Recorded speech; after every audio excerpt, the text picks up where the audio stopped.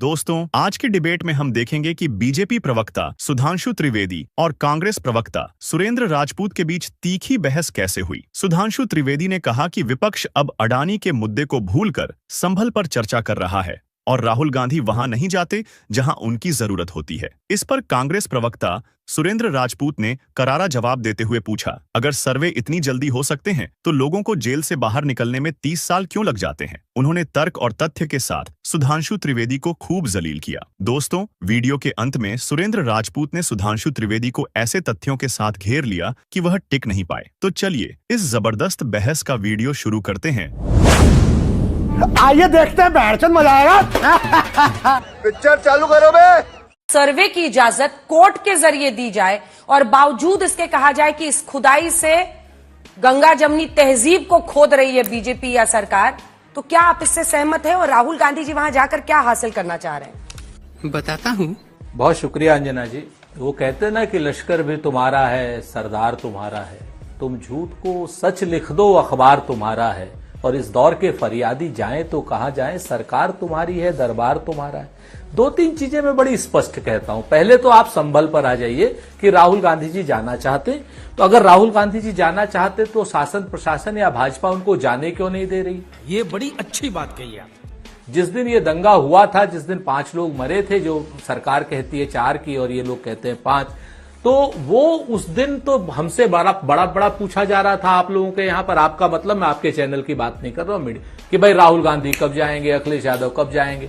अब जाना चाहते हैं तो जाने नहीं दे रहे। आखिर प्रशासन छुपाना क्या चाहता है? प्रशासन क्या बताना चाहता है? क्या वहां पर मैसेकर हुआ है? क्या वहां पर लोग ज्यादा मरे हैं? या वहां पर आप छुपाना क्या चाहते हैं? वहां पर लोग क्या करने जाना चाह रहे हैं? वहां पर लोग शांति की अपील करने जाना चाह रहे हैं।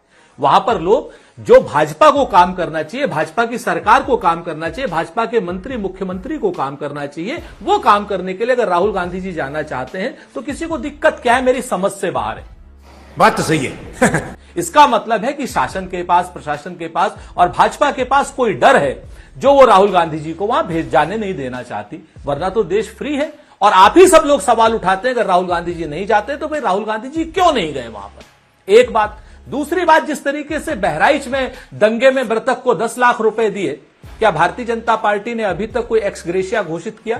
जिस तरीके से बहराइच दंगे वाले, क्या नाम, उस लड़के के परिवार से आदरणीय योगी आदित्यनाथ जी मिले, उसी तरीके से क्या उसके परिवार को संभल के जो मृतक हैं, चाहे सरकारी हिसाब से 4 हैं, उनको बुला करके योगी आदित्यनाथ जी मिले? नहीं मिले। अरे सुधरो रे अभी तो।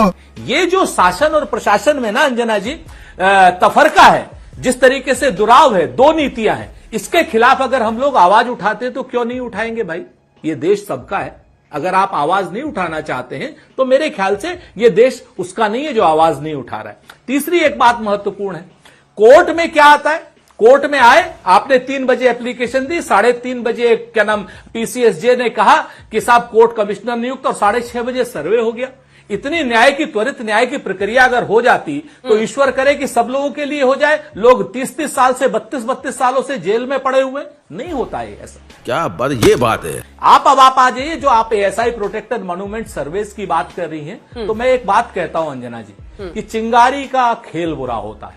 आम चुनाव के बाद जिस समय भारतीय जनता पार्टी उत्तर प्रदेश में चुनाव हारी है, उसके बाद भारतीय जनता पार्टी ने और उनके साथियों ने जो ये प्लान बनाया है ना हिंदू मुसलमान कराने का, कि हर मंदिर, हर मस्जिद के नीचे मंदिर खोदो, तो हम आरोप लगा देते हैं कि भारतीय जनता पार्टी का 1600 करोड़ रुपए का जो बना है दिल्ली में, और पूरे देश में जो भारतीय जनता पार्टी के ऑफिसेस बने हैं, सबके नीचे मंदिर है। करा दीजिए खुदाई भाई। पूरी दिल्ली एएसआई प्रोटेक्टेड है। कौन सी चीज? क्या इंद्रप्रस्थ नहीं है दिल्ली? ठीक है। आप युधिष्ठिर का मंदिर था, वहां पर राजसूय यज्ञ हुआ था, वहां कराइए 1600 करोड़ रुपए के उस भारतीय जनता पार्टी के क्या नाम, आपकी बातों से 3 प्रश्न निकले हैं। मैं तीनों प्रश्न लेकर सुधांशु जी के पास जाऊंगी, लेकिन सुरेंद्र जी, एक प्रश्न मेरे मन में भी है, आपको चुभेगा लेकिन मैं फिर भी पूछूंगी। बोल जी बताइए ना। बहराइच, नहीं, बिल्कुल चिंता मत कीजिए। आपने कहा बहराइच में इन्होंने इतना पैसा, इतना राशि दिया योगी सरकार ने, क्या वो वैसा ही करेंगे यहाँ पर संभल में? लेकिन बहराइच जाने के लिए भी इतने उतावले तो राहुल गांधी नहीं दिखे। तो क्या सबने अपने अपने जो विक्टिम हैं वो चुन लिए हैं? तेरा तो गेम बजाना पड़ेगा। मैं बताता हूं। नहीं, मैं नहीं बता। मैं आपसे फिर से एक बात कहता हूं, अंजना जी, आप बहुत दुनिया की विख्यात प्रस्तोता है, तो आपको मैं एक ही चीज याद दिला देता हूं। जहां पर न्याय मिल गया, जहां पर सरकार ने अपना काम कर दिया, अगर वहां पर कोई नेता जाता है तो वो राजनीति करने जा रहा है। योगी जी ने वहां पर जो मृतक थे उनको बुलाया, 10 लाख रुपए दिए, वहां पर जो न्याय व्यवस्था जो हम मांगने जा रहे हैं वहां पर लोगों के लिए न्याय मांगने के लिए, वो योगी जी ने वहां से बुला करके अगर दे दिया तो इसके बाद हम क्या करेंगे? सुधांशु जी, आप मुझे बता दीजिए। मजा आया। और यही चीज मैं आपको बताऊं, हाथरस में अगर न्याय मिल गया होता तो राहुल गांधी जी क्यों जाते? ठीक है, 3 प्रश्न है। तो वो कह रहे हैं भाषा का प्रयोग नहीं करना, कह रहे हैं बीजेपी दफ्तर है आदि दिल्ली, वो कह रहे हैं यहां पर भी खुदाई कर ली जाए, दावा अगर आ जाए तो। ये सब ASI प्रोटेक्टेड जितने मॉन्यूमेंट्स हैं दिल्ली में भी। और दूसरा उनका प्रश्न है कि क्या योगी सरकार यहां भी मुआवजा देगी परिवार वालों को, मृतकों के परिवार वालों को? Good question. पहले तो मैं पुनः दर्शकों से कहना चाहूंगा कि इस देश की सेकुलर सरकारों का सेकुलर न्याय देखिए कि हिंदुओं के लिए तो प्लेसेस ऑफ वर्शिप एक्ट है, यानी कि अगर आपको धर्म स्थल में भी लगे तो उसका कैरेक्टर तो छोड़िए चेंज करना, आप उसकी जांच भी नहीं करा सकते। और 15 अगस्त 47 से पहले तो कुछ हो ही नहीं सकता। और दूसरी तरफ वक्फ एक्ट है कि अगर वो ये दावा कर दें, जो तिरुचिरापल्ली के मंदिर की जो 1500 साल पुरानी बात है, उसमें क्या है कि 1572 या 1562 में अरकाट के नवाब ने दे दिया था, यानी मुगल काल का 400 साल का भी दावा हो तो वो चलेगा। मगर एक बात के लिए मैं सुरेंद्र राजपूत जी की बात सुनकर मैं अखिलेश जी को बधाई देना चाहूंगा। अच्छा, देखिए अखिलेश जी ने क्या दांव मारा है। संसद का सत्र चल रहा है अंजना जी, कांग्रेस अडानी बोल रही थी, आज 42 नोटिस आए राज्यसभा में 9 भिन्न भिन्न विषयों के लिए 267 पे।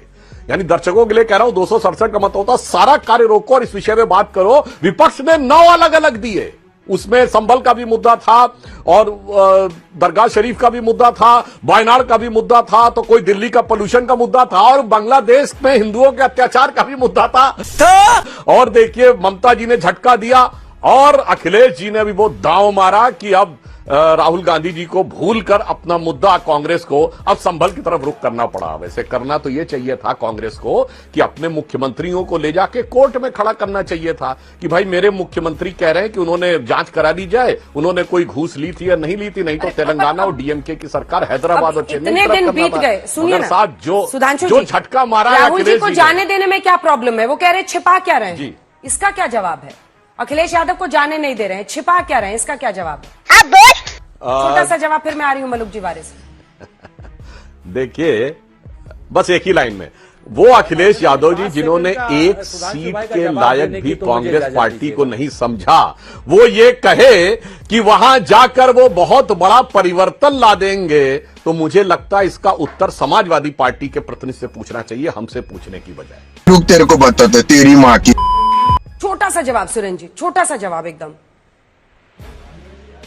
जी, मैं सुधांशु जी को तहे दिल से स्वागत करता हूं और धन्यवाद देता हूं कि आज सुधांशु जी भी अडानी के पीछे पड़े। आप मान लीजिए क्या नाम सुधांशु जी कि अडानी से आपने घूस खाई है या अडानी ने और किसी को घूस दी है, एक बार जांच आप जेपीसी करा ले और आप अगर इसका नोटिस देंगे तो मैं जिम्मेवारी से कहता हूं कांग्रेस पार्टी पूरा इसका समर्थन करेगी। सही पकड़े हैं आप भी। अगर अडानी को भ्रष्ट, बेईमान, चोर, निकम्मा और सारे संसाधनों पर हक मारने वाला बताते हैं तो मैं इस चीज के लिए खुश हूं। दलीय प्रतिबद्धता छोड़ करके मैं आपके इस मोशन का स्वागत भी करूंगा और पार्टी से भी कराऊंगा। बहुत अच्छी बात आपने कही। दूसरी बात सिर्फ छोटी सी है, अगर विभिन्न हम राजनीतिक दल हैं, एक गठबंधन में हैं, अगर हम विभिन्न विषय उठा रहे हैं तो आपके पेट में नहीं दर्द होना चाहिए। आने वाले समय में और कठिन समय आएगा आपका, बहुत विषय हम उठाएंगे, सारे विषय उठाएंगे, अडानी को भी नहीं छोड़ेंगे। हाँ, आप लीड ले लीजिए, आप नेता बन जाएंगे। क्या बात है सर, क्या बात है सर। सुधांशु जी एक लाइन सिर्फ, बस एक लाइन। सुरेंद्र राजपूत जी, अरे गठबंधन में तो दलीय प्रतिबद्धता कम न कर पाए, यहाँ भाषण दे रहे हैं आके। अबे साले, और मैंने 9 बातें इसलिए कही कि मलूक नागर जी बैठे हैं, बहुत लंबे समय तक सांसद रहे और संसदीय प्रक्रिया का ज्ञान है।